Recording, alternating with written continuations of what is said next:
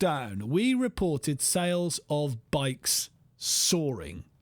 Lots of us decided to get to the saddle to keep fit and get our daily dose of exercise. But that has led to even further conflict on the roads between cyclists and motorists in some places. Nigel Farage wrote an article for the Mail this week in which he said traffic was being brought to a standstill in towns by cyclists, while country lanes were being commandeered by self-righteous platoons of middle-aged men in tight-fitting costumes. Does he have a point? What are you seeing on the roads from cyclists? And if you are a cyclist, are motorists as bad when it comes to their behaviour? You may be a cyclist thinking, why is it always the cyclist that gets victimised in this situation? Give me a ring, 0800 111 40 41. Mr Farage says it is time for them to pay road tax. If you started cycling in lockdown, let me know if you kept it up. Adam Jones is a keen cyclist, member of the Southend Wheelers Cycling Club.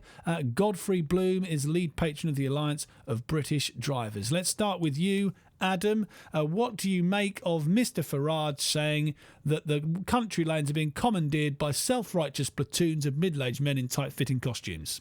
Well, it's the very definition of irony, Ben, isn't it?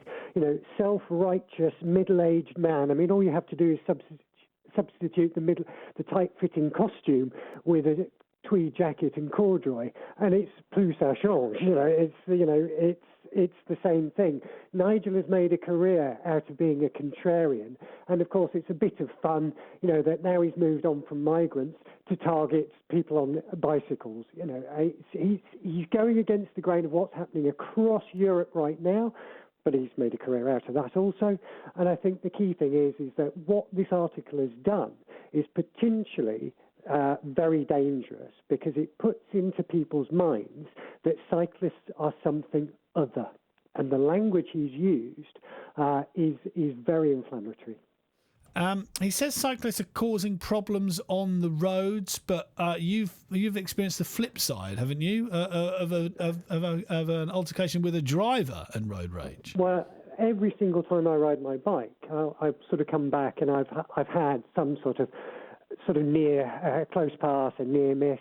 The other day I had 3 incidents with white vans, funnily enough, where I was nearly sort of wiped out. And on Sunday, just gone, I was nearly hit from behind by a BMW driver who tried, effectively nearly T-boned me, and then started leaning on the horn and swearing at me that it was my fault for having the temerity to be, in the place where he wanted to turn across me. It was a completely dangerous manoeuvre on his behalf, but I was the victim. I was blamed for that. So it is an incident on a regular basis. And yes, earlier this year, I was actually hit by 3 lads in a car, simply because they wanted to do it.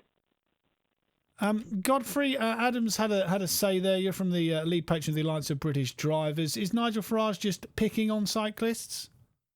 No, he's got a point. But of course, the problem is what we have in the past. I'm a cyclist myself, let me point out. I'm a cyclist. It isn't either or. I'm a cyclist and I'm a driver. Now, we had an idea that we would facilitate more cycles on the road with cycle lanes, so on and so forth, and we've done that, and I was all in favour of that. But we have 2 problems. Firstly, in the urban environment, the cycle lanes have expanded to the extent that they are gridlocking traffic in the big cities, and that's certainly true. That's beyond any form of dispute. They're gridlocking certain parts of some of our big cities. And on country roads, I live in the country, I live in rural Yorkshire, we have a genre, and it's only a relatively small amount of these people. They're like dog owners, and I'm a dog owner, who don't scoop. There's a few people spoiling it for everybody. Now, we're keen riders. We're equestrians up here. We ride our horses. And one of the problems we have is cyclists cycling up. And, of course, modern cycles doing maybe something like 25 miles an hour in absolute silence. No one has a bell. Very, very few cyclists actually have a bell, so they have no system of warning. It's very dangerous coming up behind a horse or a mother with a couple of toddlers on a country lane. So there's all sorts of give and take that we need here, and I think it could start with some changes, just getting on a bicycle, not understanding the dangers of actually riding a machine that can do 25 miles an hour with that kind of kinetic energy is a dangerous machine when it comes to pedestrians. What are the changes you'd want, Godfrey? Well, I'd like to see cars, if they misbehave on the road, drivers quite rightly are prosecuted if they drive dangerously or without due care, because they have a system of identification. So we've got to have now, with all these millions of cyclists, haven't we? We've got to have some form of identification. We can't have millions of people cycling all over the place who cannot be identified when they misbehave. And that will bring some discipline to cyclists in the same way that it brings discipline to other road users.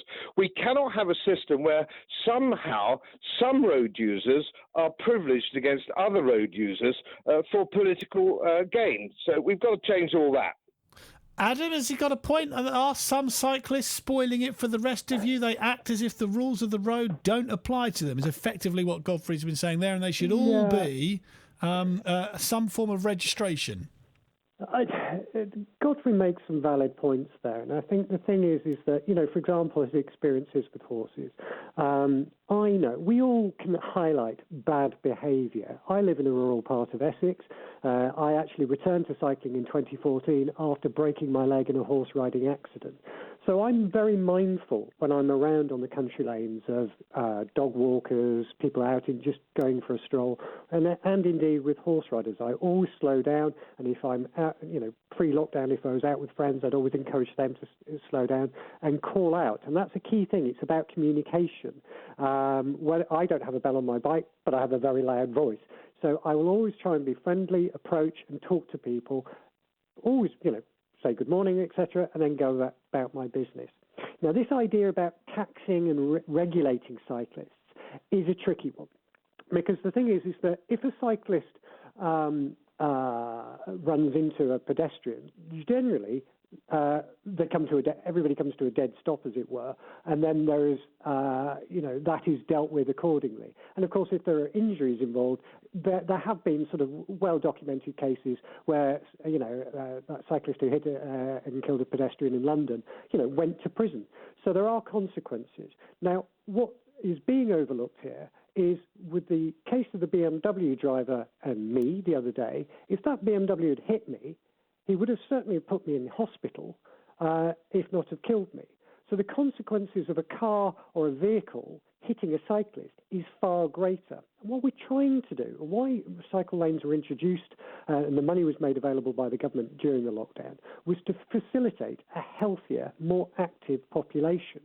So the thing is that if we put in more impediments to prevent people taking up cycling and doing something healthy and active, then we're simply just not going to win that particular argument.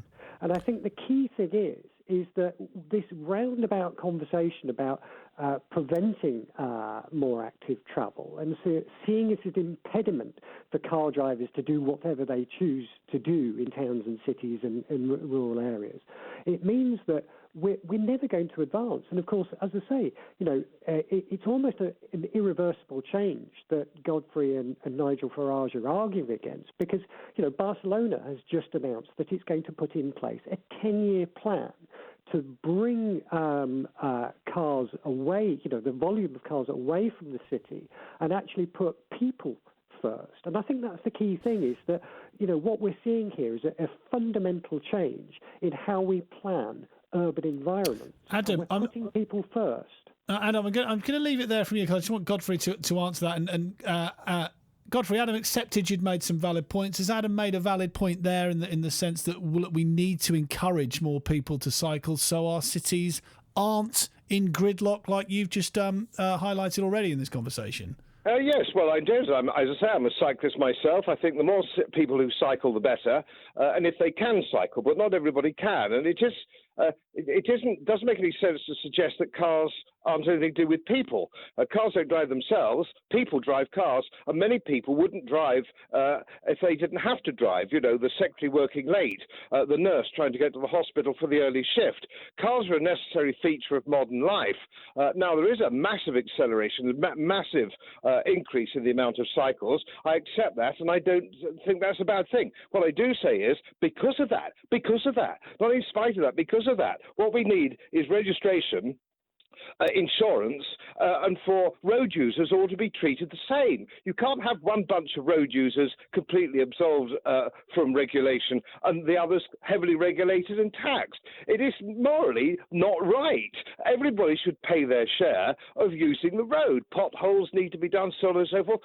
You can't have a sort of select band of holier-than-thou, high moral ground cyclists believing that somehow they're better than their fellow citizen.